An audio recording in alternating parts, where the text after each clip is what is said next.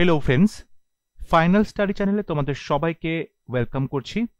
আজকে আমরা একটা প্র্যাকটিস সেট, ইংলিশে প্র্যাকটিস সেট, যেখানে 25টা কোয়েশ্চেন আছে, সেই প্র্যাকটিস সেটটা সলভ করব। ফার্স্ট কোয়েশ্চেন, অ্যান্টোনিম লিখতে বলা হয়েছে ফোর্ট রাইট। ফোর্ট রাইটের অ্যান্টোনিম কি হবে? দেখো, এখানে যে অপশনগুলো আছে সেগুলো একবার দেখে নিই। Up front, outspoken, devious, motivated. এখন এটা লিখতে গেলে তোমাকে জানতে হবে ফোর্থ রাইটের মানেটা কি। কোনো একজন মানুষ যিনি তার যে কথাবার্তা, তার যে ধরন, সেটাতে খুব ডাইরেক্ট, স্পষ্টবাদী এবং আউটস্পোকেন, তাকে বলা হয় ফোর্থ রাইট। তাহলে এখানে যেটা আউটস্পোকেন আছে সেটা কিন্তু সিনোনিম হচ্ছে, এটা সঠিক উত্তর হবে না। আপফ্রন্ট একদম মুখের ওপরে কথা বলে দেয়, এটা সঠিক হবে না। মোটিভেটেড, কাউকে প্রচন্ডভাবে সঠিক কথা বলতে খুব উদ্বুদ্ধ, এটাও সঠিক উত্তর হবে না। তাহলে এটা অ্যান্টোনিম হবে অপশন সি, ডিভিয়াস। ডিভিয়াস মানে হচ্ছে যে প্রচন্ড বদমাইশি বুদ্ধিতে ভর্তি, অর্থাৎ সে কিন্তু কোনো কিছু খুব গোপনে কাজ করতে পারে, গোপনে কোনো উদ্দেশ্য সাধন করতে পারে, ডাইরেক্ট বা আউটস্পোকেন নয়, স্পষ্ট কথা তিনি মুখের উপরে বলছেন না। সো সেক্ষেত্রে ফোর্থ রাইটের অ্যান্টোনিম হবে option C, devious. Question number 2, neither Priya nor Rashmi is planning a trip. এখানে বলা হয়েছে ইমপ্রুভ করতে, ইজ প্ল্যানিং। বলছে neither Priya nor Rashmi is planning, মানে প্রিয়া এবং রশ্মি কেউই কিন্তু প্ল্যান করছে না কোনো ট্রিপের জন্য। এক্ষেত্রে দেখো, নাইদার নর দিয়ে যখন সেন্টেন্স থাকে এবং দুটো সাবজেক্ট থাকে, তখন যদি সিঙ্গুলার সাবজেক্ট থাকে তাহলে সিঙ্গুলার সাবজেক্ট অনুযায়ী এখানে আমরা ভার্ব পাবো। কিন্তু যদি একটা সাবজেক্ট প্লুরাল, একটা সাবজেক্ট সিঙ্গুলার হয়, তাহলে এই ভার্বের কাছে যে সাবজেক্ট থাকবে, নিয়ারেস্ট সাবজেক্ট, সেটা অনুযায়ী ভার্বটা চেঞ্জ হবে। এখানে প্রিয়া এবং রশ্মি দুজনেই সিঙ্গুলার, তাই জন্য এখানে ইজ প্ল্যানিং একদম সঠিক আছে, এখানে কিন্তু ইমপ্রুভমেন্টের প্রয়োজন নেই। সো অপশন ডি হবে right answer, no improvement required. Question number 3, the fashion industry is one of the largest contributors to global warming.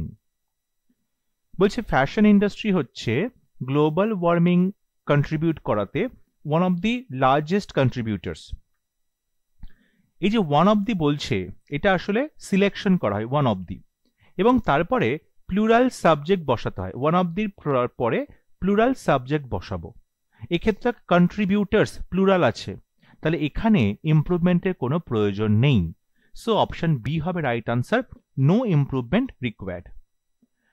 Question number 4, একটা ইডিয়াম দেওয়া আছে, দি লাস্ট স্ট্র, শেষ যে খড়, ঠিক আছে, এটার অর্থ কি?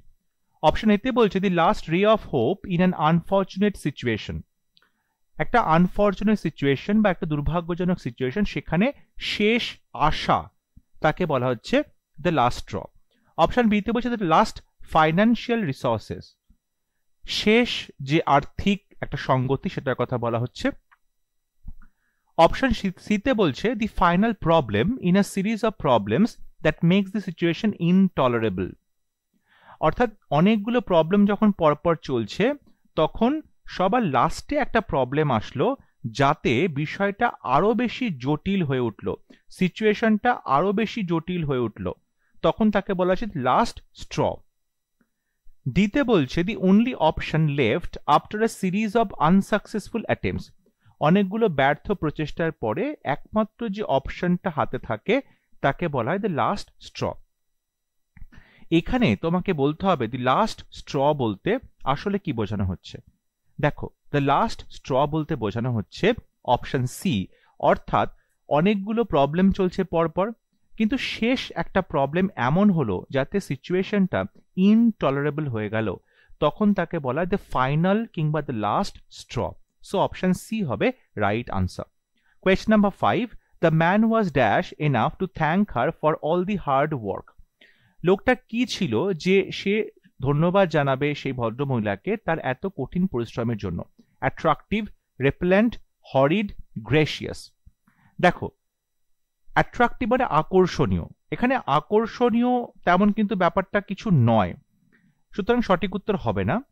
রেপেলেন্ট, রেপেলেন্ট মানে হচ্ছে কোন একটা পার্টিকুলার জিনিস যেটাকে দেখে সবাই বিকর্ষিত হয় বা সবাই সেখান থেকে দূরে যায়, তাকে বলে রেপেলেন্ট। মসকিটো রেপেলেন্ট, ওই জিনিসটাতে মশাকে দূরে রাখে, এটা সঠিক উত্তর হবে না। হরিড, হরিড মানে হচ্ছে ভয়ঙ্কর রকমের আনপ্লিজেন্ট, ঠিক আছে, খুবই অস্বস্তিকর, খুব বাজে কোনো জিনিস, এটা সঠিক উত্তর হবে না। রাইট আনসার হবে অপশন ডি, গ্রেসিয়াস। গ্রেসিয়াস মানে হচ্ছে খুবই উদার, কিংবা বলতে পারো যে খুবই একটা ভদ্র, হ্যাঁ খুব পোলাইট, তাকে বলতে পারো গ্রেসিয়াস। সো লোকটা এতটাই ভদ্র বা গ্রেসিয়াস ছিল যে সে ভদ্রমহিলাকে তার কঠিন কাজের জন্য ধন্যবাদ জানালেন। সো অপশন ডি হবে right answer. Question number 6, appropriate synonym of the given word astute. Astute কথাটির অর্থ কি? দেখো অস্টুট শব্দটির অর্থ হচ্ছে যখন কেউ প্রচন্ডভাবে ধূর্ত হয়, ঠিক আছে, প্রচন্ড তার ক্ষমতা থাকে, কোনো বিষয়কে সহজেই অ্যাসেস করতে পারছে, জটিলতাটা বুঝতে পারছে এবং সেটাকে নিজের কাজে লাগাতে পারছে, তাকে অ্যাস্টুট বলা হয়। সুতরাং এক্ষেত্রে আমরা শ্রুড যে শব্দটা আছে অপশন ডি, এটা সঠিক উত্তর হবে। শ্রুড মানে খুব ধূর্ত, খুব শার্প, ঠিক আছে, খুব তীক্ষ্ণ বুদ্ধি সম্পন্ন, শার্প উইটেড, তীক্ষ্ণ বুদ্ধি সম্পন্ন। সো অপশন ডি হবে রাইট আনসার। ডাল মানে ভোঁতা মাথা, সঠিক হবে না। ক্রুড বা ইম্পোলাইট, অভদ্র, সঠিক উত্তর হবে না। রাইট আনসার হবে option D, shrewd. Question number 7, synonym of the given words tidy. Tidy মানে পরিষ্কার পরিচ্ছন্ন, অর্ডারলি গুছানো, নমিনাল, মাডি মানে কর্দমাক্ত, পেটি মানে খুব ক্ষুদ্র। এক্ষেত্রে যেটা সঠিক উত্তর হবে সেটা হচ্ছে অপশন এ, মানে সে প্রচন্ড ভাবেই বলতে পারো গুছানো, টাইডি, পরিষ্কার পরিচ্ছন্ন। সো অপশন এ হবে right answer. Question number 8, no improvement বা ইমপ্রুভ করতে বলা হয়েছে। Amoeba is a microscopic single celled organism found in pond water. বলছি অ্যামিবা হচ্ছে একটা মাইক্রোস্কোপিক সিঙ্গল সেল মানে এককোষী প্রাণী যেটা পাওয়া যায় পন্ড ওয়াটারে। এখানে বলা হয়েছে কোথায় ভুল আছে, organisms, organisms founding in, organism find in. দেখো এক্ষেত্রে যেটা সঠিক উত্তর সেটা কিন্তু option C, no improvement required. অর্থাৎ যেটা বলা হয়েছে যে অর্গানিজম ফাউন্ড, এটা কিন্তু সঠিক আছে। অ্যাকচুয়ালি এখানে বলা হচ্ছে অর্গানিজম দ্যাট ইজ ফাউন্ড। এখানে দ্যাট ইজ ফাউন্ড যেটা আছে একটা ক্লজ হয়ে যেত, দ্যাট ইজ ফাউন্ড, সেটা না লিখে এখানে একটা ফ্রেজ করে দেওয়া হয়েছে organism found in pond water. সুতরাং এটা কিন্তু সঠিক আছে, এখানে কোনো ইমপ্রুভমেন্টের প্রয়োজন নেই। সুতরাং সঠিক উত্তর হবে option C.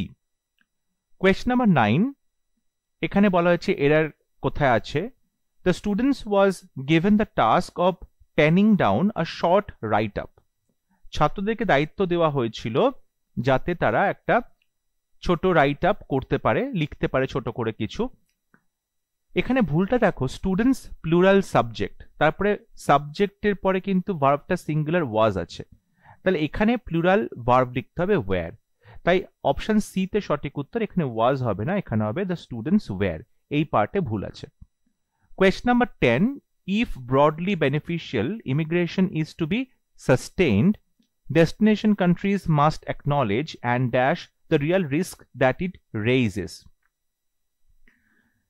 If broadly beneficial immigration is to be sustained, যদি ইমিগ্রেশন বা অনুপ্রবেশ যে বিষয়টা সেটা যদি তুমি সাস্টেন করাতে চাও, যেটা উপকারে কাজে লাগবে, সেটাকে যদি টিকিয়ে রাখতে চাও, ডেস্টিনেশন কান্ট্রিজ মাস্ট অ্যাকনলেজ, তাহলে যে সমস্ত দেশগুলোতে এত এত অনুপ্রবেশ হচ্ছে, শরণার্থীরা প্রবেশ করছে, সেই সমস্ত দেশগুলোকে অবশ্যই অ্যাকনলেজ করতে হবে, স্বীকার করতে হবে এবং ড্যাশ দি রিয়াল রিস্ক, এবং আসল প্রবলেম কোনগুলো সেগুলোকে নিয়ে আলোচনা করতে হবে। Disregard, address, perform, speak. দেখো প্রবলেমগুলোকে অ্যাড্রেস করা, সো অপশন বি হবে রাইট আনসার, অ্যাড্রেস দি রিয়াল রিস্ক, প্রবলেমগুলোকে স্বীকার করা এবং সেগুলো নিয়ে কথা বলা, অ্যাড্রেস করা। সো অপশন বি হবে right answer. Question number 11, In the delicacy and elaborateness of its ornament, it is the more splendid church in Italy. In the delicacy and elaborateness, এত সুন্দর যে সূক্ষ্মাতি সূক্ষ্ম কাজ, এত ডিটেইলে কাজ করা, of its ornament, এত সুন্দর সাজ পোশাক, it is the more splendid church in Italy. এটা হচ্ছে more splendid. দেখো এখানে কিন্তু একটা কম্পারেটিভ ডিগ্রি বসানো হয়েছে, এখানে দি রয়েছে, তার মানে আমরা এখানে সুপারলেটিভ ডিগ্রি বসাবো, তার মানে আমরা এখানে সুপারলেটিভ ডিগ্রি বসাবো, সুতরাং এখানে মোর হবে না, এটা কম্পারেটিভ হচ্ছে, আমাদের এখানে মোস্ট বলতে হবে, দি মোস্ট স্প্লেন্ডিড চার্চ।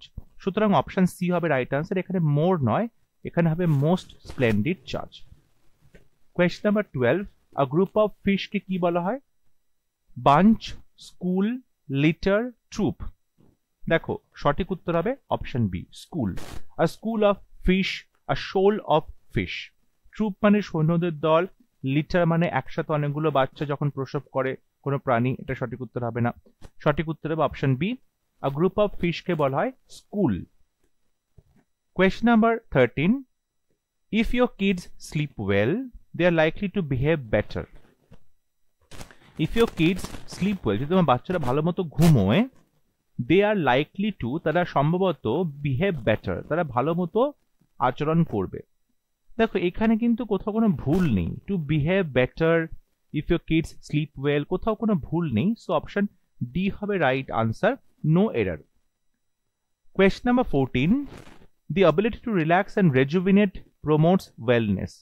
এই যে রেজুভিনেট, এই শব্দটা অ্যান্টোনিম কি হবে? রেজুভিনেট মানে হচ্ছে নতুন করে পুনরুজ্জীবিত করা, জাগরিত করা, ঠিক আছে, আরো বেশি এনার্জাইজ করা। সাপ্রেস মানে দমন করা, রিভাইভ মানে আরো বেশি করে তাকে বাঁচিয়ে তোলা, পুনরুজ্জীবিত করা, আপডেট, রেপ্লেনিশ। দেখো রেপ্লেনিশ কথার অর্থ হচ্ছে পুনরায় ভরাট করা।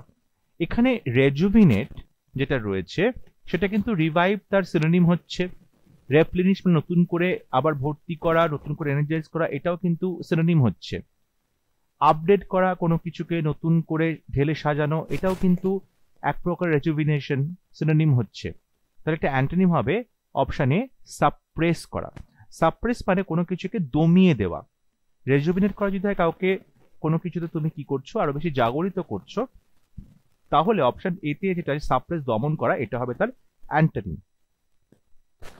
কোয়েশ্চন নাম্বার 15, অ্যান্টোনিম লিখতে বলা হয়েছে ডিমোট, কাউকে অবনতি ঘটানো, ব্রেক, ডিসরিগার্ড, স্যাক, এলিভেট।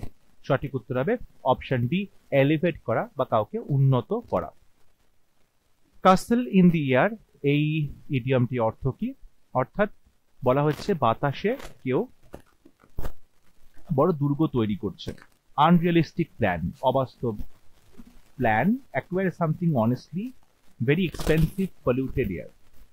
অবশ্যই বাতাসে বা ফাঁকা হাওয়াতে কেউ কোনো কাসেল বা দুর্গ তৈরি করতে পারে না, এটা কিন্তু আনরিয়ালিস্টিক প্ল্যান, আকাশ কুসুম কল্পনা। সো অপশন এ হবে right answer, unrealistic plan. Correct the misspelled words. We have to rely on meaningful content now. দেখো rely, R-E-L-Y, এবং content, C-O-N-T-E-N-T। তাহলে এক্ষেত্রে যেটা সঠিক উত্তর হবে সেটা হচ্ছে we have to rely on meaningful content. Option D হবে রাইট আনসার, এইখানে কোথাও কোনো স্পেলিং এরর নেই।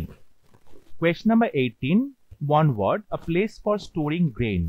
শস্য জমা রাখার জায়গা, এভিয়ারি, ট্রেজারি, গ্র্যানারি, এপিয়ারি। এভিয়ারি হচ্ছে যেখানে বার্ডস, এভ মানে হচ্ছে বার্ডস, এপিয়ারি হচ্ছে বিজ, মৌমাছি, ট্রেজারি হচ্ছে টাকা পয়সা জমিয়ে রাখা। সঠিক উত্তর হবে অপশন সি, গ্র্যানারি বা শস্য ভান্ডার। সো অপশন সি হবে right answer. Question number 19, correctly spelled word yesterday. Yesterday, এক্ষেত্রে সঠিক উত্তর অপশন এ, ইয়েস্টারডে। সঠিক উত্তর অপশন এ, এখানে কোনো বানান ভুল নেই।